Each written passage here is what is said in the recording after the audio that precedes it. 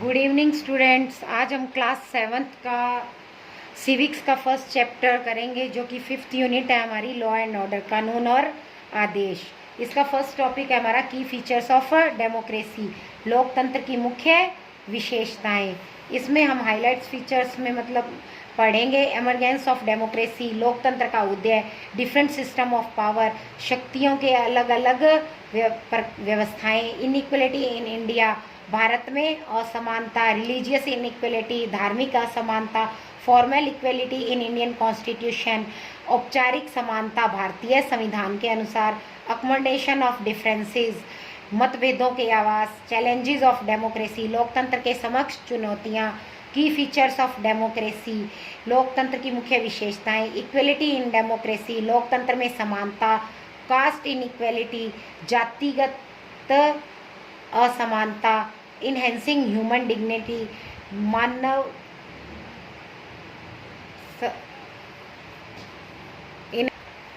मानवीय गरिमा को बनाए रखना, डिसीजन मेकिंग मैकेनिज्म, निर्णय लेने की जो व्यवस्था है, issues of equality in other democracies, दूसरे लोकतंत्र में समानता के जो मुद्दे हैं वे।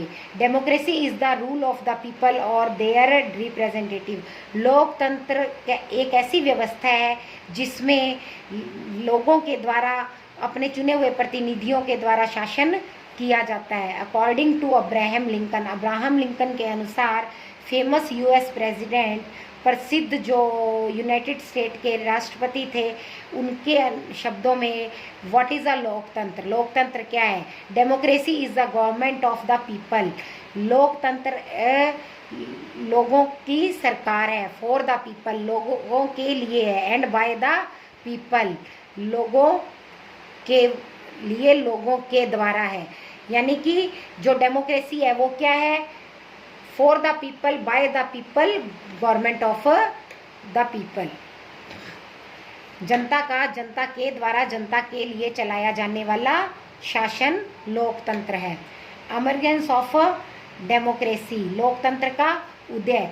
About 2600 years ago in India, लगभग 2600 वर्ष पहले भारत में many small states called Mahajanapada developed, भारत में बहुत छोटे छोटे राज्य थे जिन्हें महाजनपद कहा जाता था और वे महाजनपद के रूप में विकसित हुए। While most of the states were ruled by a king, ज़्यादातर जो ये राज्य थे इन पर शासन राजाओं के द्वारा किया जाता था। सम स्टेट्स कॉल्ड गण और संघ, और कुछ राज्य ऐसे थे जिन्हें गण और संघ कहा जाता था। वर रूल्ड बाय रिप्रेजेंटेटिव, और इन पर जो शासन था वह रिप्रेजेंटेटिव या जनप्रतिनिधियों के द्वारा किया जाता था, यानी कि वो उस राजा के द्वारा इनको दे दिया जाता था और वहाँ पर लोगों का शासन होता था, और ये जो गण और संघ होते थे इन पर शासन लोगों के द्वारा, जो प्रतिनिधि होते थे राजा के, वे चला करते थे।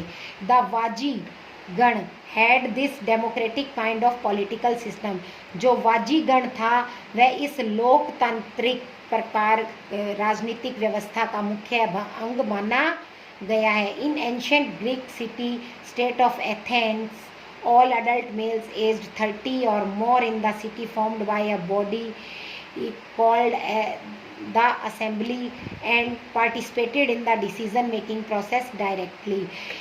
प्राचीन जो ग्रीक सिटी थी, जिसे ग्रीक सिटी का जो राज्य था जिसे एथेंस कहा जाता था, उसमें सभी अडल्ट जो कि 30 वर्ष की आयु को प्राप्त कर चुके थे, मेल यानी कि पुरुष, उन्हें मतलब एक डिसीजन मेकिंग सोसाइटी में यानी असेंबली में, सभा में शामिल किया गया, इस जिसमें उन्होंने भाग लिया, और यह एक डिसीजन मेकिंग प्रोसेस थी डायरेक्टली, मतलब सीधे तौर पर उसमें जनता के लिए निर्णय लिए जाते थे।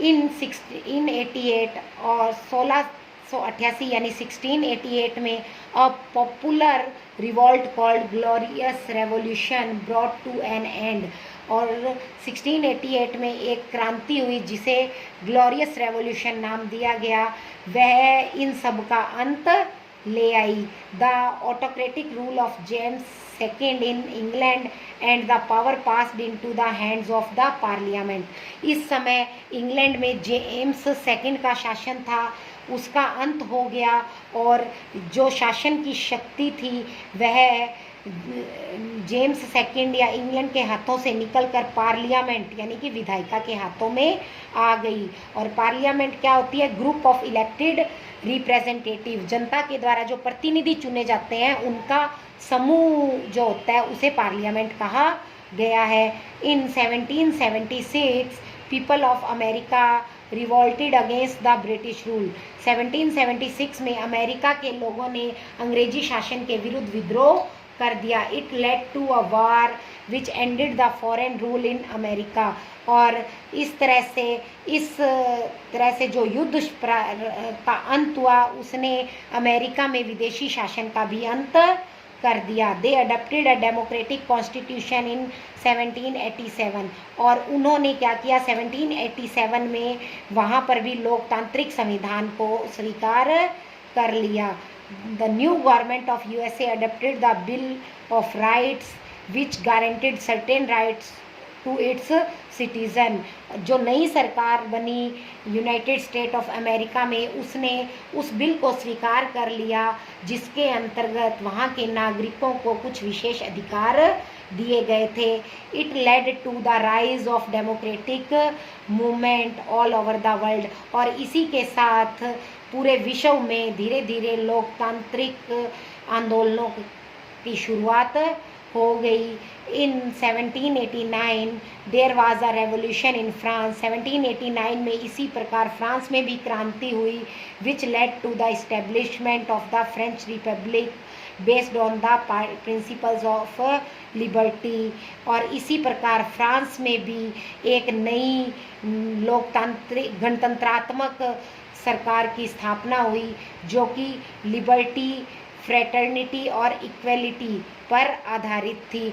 उदारवादिता, समानता और पर आधारित मतलब जो नियम थे उस पर यह सरकार आधारित थी। दीज प्रिंसिपल्स और ideals given by French revolution led to an everlasting effect for the rise of nationalism and democratic movements all over the world।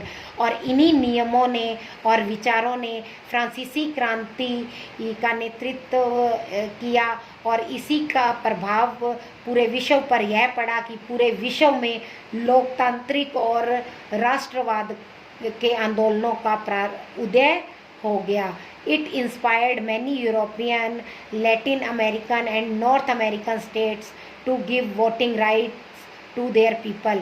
और इससे प्रभावित होकर बहुत से यूरोपियन, लैटिन अमेरिकन और नॉर्थ अमेरिकन राज्यों ने अपने नागरिकों को वोट का अधिकार दे दिया। In the 20th century many countries of Asia, 20वीं शताब्दी में एशिया के बहुत से देश, अफ्रीका और लैटिन अमेरिका जिसमें शामिल है, ये भी इंडिपेंडेंट स्वतंत्र बन गए और इन्होंने लोकतंत्र को स्वीकार कर लिया। Our neighbouring country Nepal has turned into a democracy form a monarchy in mid 2006। और हमारा पड़ोसी देश जो नेपाल है वह भी लोकतांत्रिक स्वरूप में अपने राजशाही तंत्र को छोड़कर 2006 के मध्य से शामिल हो गया। और ऐसा एक बहुत लंबे वहाँ के लोगों के एक बहुत लंबे संघर्ष के बाद हुआ। की फीचर्स ऑफ डेमोक्रेसी, लोकतंत्र की मुख्य विशेषताएं। इक्वलिटी इज अ की feature of democracy and it influence all aspects of its functioning.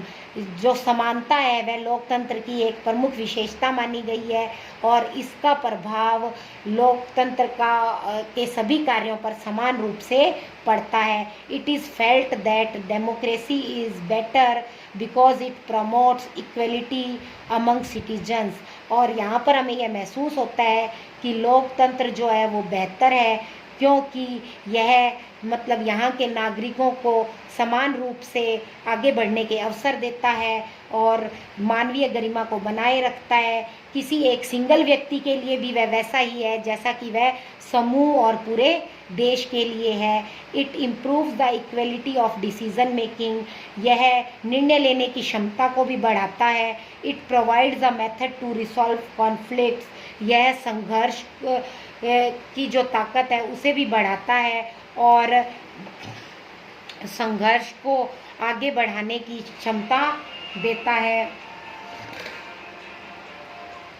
और लोगों में संघर्ष का विवाद को ख़त्म करके संघर्ष की भावना उत्पन्न करते हैं। And it allows room to correct mistakes, और वह उन्हें अपनी गलतियां सही करने के अवसर भी प्रदान करते हैं। Our country India is one of over 100 countries of the world today that claim and practice some kind of democratic politics. हमारा भारत देश उन मतलब 100 देशों में विश्व में काउंट होता है जो कि आज मतलब लोकतांत्रिक नीतियों के ऊपर कार्य कर रहे हैं। दे हैव फॉर्मल कॉन्स्टिट्यूशंस, उनके मतलब औपचारिक संविधान है। दे होल्ड इलेक्शंस, वे चुनावों का आयोजन करते हैं। दे हैव पॉलिटिकल पार्टीज़, वहाँ राजनीतिक दल हैं।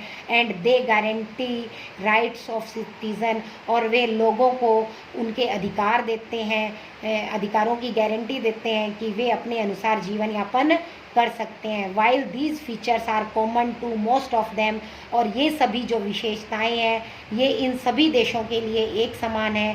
These democracies are very much different from each other, ये सभी लोकतंत्र एक दूसरे से काफ़ी हद तक अलग हैं in terms of their social situation, अगर इनकी सामाजिक स्थिति देखें तो उस रूप में, लेकिन नियमों के रूप में अगर देखा जाए, कानून के रूप में, तो ये सब समान है। Their economic achievements and their cultures, इनकी जो आर्थिक मतलब अचीवमेंट्स हैं या इनकी जो संस्कृति है ये सब बिल्कुल अलग अलग हैं।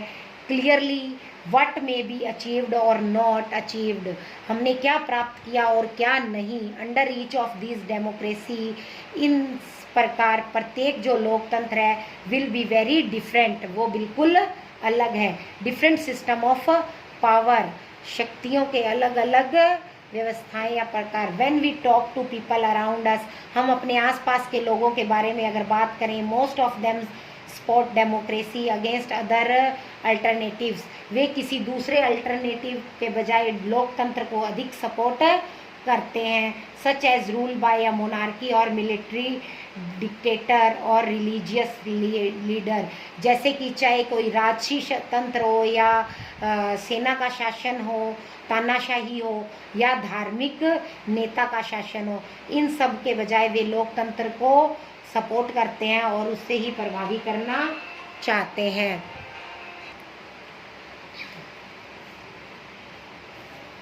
But not so many of them would be satisfied with the democracy in practice, लेकिन बहुत से कुछ ऐसे भी हैं जो कि लोकतंत्र से भी संतुष्ट नहीं है, लोकतंत्र की जो व्यवस्था है। सो वी फेस है dilemma, democracy is seen to be good in principle but felt to be not so good in practice. इसलिए हमें कभी कभी ऐसा महसूस होता है कि जो लोकतंत्र है वो नियमों के अनुसार तो अच्छा है, लेकिन अगर कार्यों के अनुरूप देखा जाए तो वह अच्छा नहीं है। This dilemma invites us to think hard about the outcomes of democracy, और यही जो विवाद में या जो विचार हमारे दिमाग में आते हैं ये हमें ये सोचने को मजबूर कर देते हैं कि लोकतंत्र के जो रिजल्ट्स हैं, आउटकम्स हैं, वो कैसे हैं। The non democratic rulers do not have to bother about deliberation in assemblies और worry about majorities and public opinions. जो गैर लोकतांत्रिक शासक हैं वे मतलब अपने जो शासन व्यवस्था है, जो सभाएं हैं, उनको लेकर चिंतित नहीं है। क्यों? क्योंकि मेजॉरिटी और जो पब्लिक ओपिनियन है वो उनके साथ है। So they can be very quick and efficient in decision making and implementation. इसीलिए वे क्या करते हैं, बहुत ही जल्दी अपने डिसीजन ले लेते हैं और प्रभावी रूप से उन निर्णयों को लागू कर देते हैं। But it may take decision that are not accepted by the people and may therefore face problems. लेकिन अगर उनके ये जो डिसीज़न है ये लोगों के द्वारा स्वीकार नहीं किए जाएं तो वास्तव में समस्याएं उत्पन्न होती हैं, हमें प्रॉब्लम का सामना करना पड़ता है। इसी प्रकार लोकतंत्र में ऐसा ही होता है कि जो निर्णय लिए जाते हैं उसके लिए पहले पब्लिक ओपिनियन जानना जरूरी है, और दूसरी वो ओपिनियन सेम नहीं होने के कारण क्विक डिसीज़न नहीं लिए जा सकते। डेमोक्रेसी की ये सबसे बड़ी प्रॉब्लम है। Democracy is based on the idea of deliberation and negotiation. लोकतंत्र जो है वो पूरे तरीके से विवेचन और मोल भाव की जो नीतियां हैं, विचार हैं, उन पर आधारित है।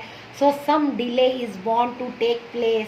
तो इस वजह से कई जगह पर जो निर्णय हैं वो डिले हो जाते हैं, टाइम पर नहीं हो पाते हैं। But because it has followed procedure, it decision may be both more acceptable to the people and more effective. लेकिन कई बार इन सब को शामिल करने के बाद जो निर्णय लिए जाते हैं वे लोगों के द्वारा स्वीकार भी किए जाते हैं और वे बहुत अधिक प्रभावी होते हैं। The citizen has the right and means to examine the process of decision making.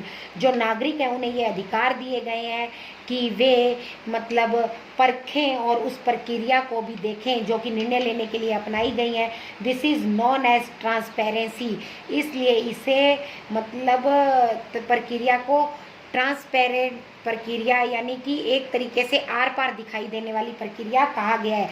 This factor is often missed form a non democratic government. और जो गैर लोकतांत्रिक सरकार है उसमें इस तथ्य का अभाव पाया जाता है, वहाँ पर ट्रांसपेरेंसी नहीं होती। The democratic government develops mechanism for citizens to hold the government accountable and mechanism for citizens to take part in decision making whenever they think fit।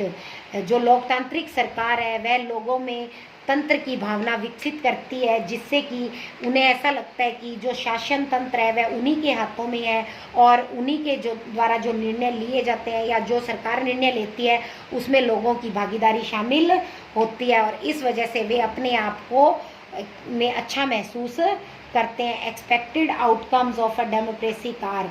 जो लोकतंत्र के परिणाम हमारे जो सामने आते हैं, जो हम आशा करते हैं, आशारूप जो परिणाम सामने आते हैं। लो हाँ, आउटकम्स जो डेमोक्रेसी के सामने आते हैं वे क्या है? Regular free and fair election.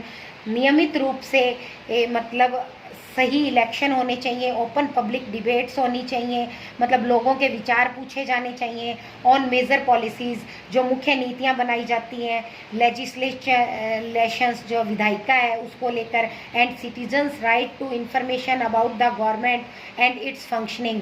और नागरिकों को जो उनके अधिकार हैं उनके बारे में बताया जाना चाहिए और जो सरकार के द्वारा कार्य किए जाते हैं या कार्यों की जो प्रक्रिया है उसके बारे में उन्हें सूचना देनी चाहिए। It may be reasonable to expect from a democracy a government that is attentive to the needs and demands of the people and is largely free of corruption.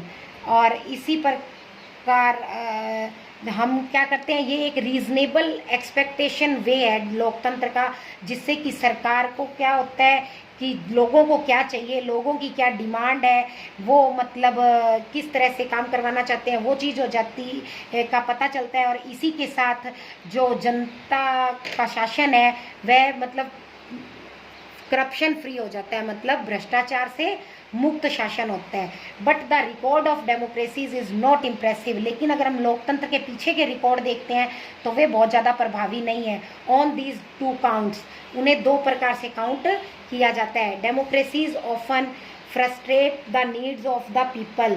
Democracy ज़्यादातर क्या है, लोगों की जो नीड्स है उसके अकॉर्डिंग होती है तो वो फ्रस्ट्रेटेड हो जाती है। And often ignore the demands of a majority of its population. और वो फिर ज़्यादातर क्या होता है कि जो हमारी पॉपुलेशन है, जनसंख्या है, उसकी जिस तरफ मेजोरिटी होती है उस डिमांड को इग्नोर कर दिया जाता है, यानी कि लोगों की जो मांग है उसे नकार दिया जाता है। But non democracies are not more sensitive to people. लेकिन ज़्यादातर जो गैर लोकतांत्रिक व्यवस्थाएं हैं वे लोगों के प्रति सेंसिटिव नहीं होती, वे लोगों के विचार या उनकी भावनाओं के बारे में इतना नहीं सोचती। The routine tales of corruption may be heard. अब अगर हम ज़्यादातर जो मतलब टेल्स या कहावतें वगैरह सुनते हैं लोकतंत्र के बारे में या करप्शन को लेकर, भ्रष्टाचार को लेकर हमें जो सुनने को मिलता है, but non democracies are not less corrupt. लेकिन जो गैर लोकतांत्रिक है वो भी कम मतलब भ्रष्टाचार से मुक्त नहीं है, वे भी भ्रष्टाचार से जुड़े हुए हैं। ए डेमोक्रेटिक गवर्नमेंट में भी स्लो। एक लोकतांत्रिक सरकार धीरे है और कम प्रभावशाली है, नॉट ऑलवेज, लेकिन ऐसा हमेशा नहीं है। वेरी रिस्पॉन्सिव और clean, but it is people oven government. यह कभी कभी बहुत अधिक उत्तरदायी और मतलब साफ सुथरी सरकार भी होती है। क्यों? क्योंकि यह लोगों की अपनी सरकार है। That is why there is an overwhelming support for the idea of democracy. और एक तरीके से यह क्या है, ये लोगों को मतलब सपोर्ट करने वाली, लोगों के विचारों को आगे लाने वाली लोकतांत्रिक सरकार मानी जाती है। इसलिए idea of democracy all over the world, पूरे विश्व में जो लोकतंत्र का विचार है वह फैल रहा है। इक्वलिटी इन डेमोक्रेसी, लोकतंत्र में समानता। Democracies are based on political equality, लोकतंत्र जो है वो मुख्य रूप से राजनीतिक समानता पर आधारित है। All individuals have equal weight in electing representatives, प्रत्येक मतलब सिंगल व्यक्ति को का रिप्रेजेंटेटिव चुनने में इक्वल वेट होता है, मतलब समान सहयोग होता है। Parallel to the process of bringing individual into the political arena on an equal footing, मतलब समान रूप से ये जो प्रक्रिया चलती है किसी इंडिविजुअल को एक राजनीतिक क्षेत्र में लाना और समान रूप से उसके साथ कदम से कदम मिलाकर चलना। We find growing economic inequalities, हम यहाँ पर आर्थिक असमानता भी पाते हैं। Small number of very rich people, यहाँ पर बहुत कम संख्या में जो अमीर लोग हैं, enjoy a very big share of wealth, वे संपत्ति के एक बड़े भूभाग को इंजॉय करते हैं क्योंकि उनकी आय है। नॉट ओनली दैट, न केवल ऐसा है, their share in the total income of the country has been increasing, जबकि पूरे देश की जितनी इनकम है उसमें जो उनका इनकम का हिस्सा है वह लगातार बढ़ रहा है। Those at the bottom of the society have very little to depend upon, क्यों? समाज जो है इस पर बहुत ही कम मतलब निर्भर करता है, डिपेंडेंट है। Their incomes have been decline, उनकी इनकम में लगातार क्या हो रही है, कमी आ रही है। Sometimes they find to difficult to meet their basic needs, क्योंकि ज़्यादातर जो गरीब लोग हैं उनके सामने उनकी इनकम कम होने के कारण लगातार उनके सामने यह समस्या उत्पन्न हो रही है कि वे अपनी जो जीवन की आधारभूत आवश्यकताएं हैं उन्हें कैसे पूरा करें, जैसे कि food, clothing, house, education and health. ये सब क्या है, उनकी बेसिक नीड्स हैं जो भी इजीली पूरी नहीं हो पाती हैं। Democracy is the rule of majority, लोकतंत्र जो है वो एक मतलब मेजोरिटी यानी ग्रुप का शासन है। The poor are in majority, गरीब जो है वो यहाँ पर मेजोरिटी में है, मतलब संख्या में अधिक है। So democracy must be a rule of the poor, इसलिए हम कह सकते हैं लोकतंत्र जो है वो एक तरीके से गरीबों का शासन है। Yet democratically elected governments do not appear to be as keen to address the questions of poverty, लेकिन अगर हम लोकतांत्रिक रूप से देखें तो जो सरकार चुनकर आती है वह मतलब अपने विचारों में यह प्रश्न कभी भी नहीं उठाती कि गरीबी क्या है या इसे मतलब किस प्रकार से मतलब वह इस चीज़ को स्वीकार नहीं करती कि पॉवर्टी है। The situation is much worse in some other countries, और इस वजह से यह जो स्थिति है वो बहुत ही अधिक भयावह या मतलब भयंकर होती जा रही है काफ़ी देशों में। People in several poor countries are now dependent on the rich countries, और बहुत से देशों के बहुत से देश गरीब देश भी हैं और वे क्या है इस वजह से रिच कंट्रीज़ जो अमीर देश हैं उन पर डिपेंडेंट हैं। किसकी वजह से? फूड सप्लाई की वजह से, ताकि उन्हें टाइम पर भोजन मिलता रहे। इनइक्वलिटी इन इंडिया, भारत में असमानता। In India every adult person, प्रत्येक जो अडल्ट व्यक्ति है मेल या फीमेल जिसने 18 ईयर्स की एज ले ली है या फिर उससे अधिक का है, उसे वोट देने का अधिकार दिया गया है। This system is called universal adult franchise, और इसे युवा वयस्क मताधिकार नाम दिया गया है। But the daily living and working conditions of many people are far from equal, लेकिन अगर हम दैनिक जीवन की व्यवस्था देखें या कार्य की स्थिति देखें तो बहुत से लोग जो हैं वो इस समानता से बहुत ज़्यादा दूर हैं। अपार्ट फ्रॉम बीइंग पुअर, इसी के साथ अगर हम देखें तो जो गरीब लोग हैं भारत के, उनका जो अनुभव है वो क्या कहता है, असमानता अलग अलग प्रकार की जैसे कि जाति और धर्म के आधार पर भी पाई जाती है।